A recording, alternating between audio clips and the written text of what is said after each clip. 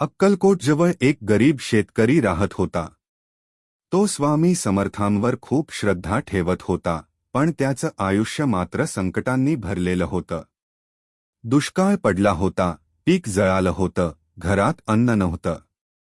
एक दिवस तो रडतरडत स्वामी समर्थांकडे आला. तो म्हणाला, स्वामी, मी तुमच्यावर इतकी श्रद्धा ठेवतो, मग माझ्याच आयुष्यात इतकं दुःख का? स्वामी समर्थ शांतपणे त्याच्याकडे पाहू लागले. काही वेळाने ते म्हणाले, उद्या सकाळी लवकर ये, तुझं उत्तर तुला मिळेल. दुसऱ्या दिवशी सकाळी स्वामींनी त्या शेतकऱ्याला एक मडके दिलं आणि म्हणाले, हे मडके नदीतून भरून आण. पण लक्षात ठेव, एक थेंबही सांडू नकोस.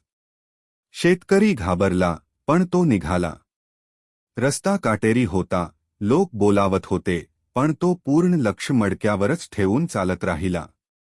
तो मडके भरून सुरक्षित परत आला. स्वामी समर्थ हसले आणि म्हणाले, रस्त्यात काय पाहिलंस? तो म्हणाला, काहीच नाही स्वामी, लक्ष मडक्यावर होतं. स्वामी समर्थ म्हणाले, बस, तुझ्या आयुष्यातही तू फक्त दुःखाकडे पाहतोयस. माझ्या कृपेकडे लक्ष दिलंस तर समाधान दिसेल. त्या दिवसापासून शेतकऱ्याची दृष्टी बदलली. तो संकटातही शांत राहू लागला. आणि हळूहळू त्याचं आयुष्यही बदलू लागलं.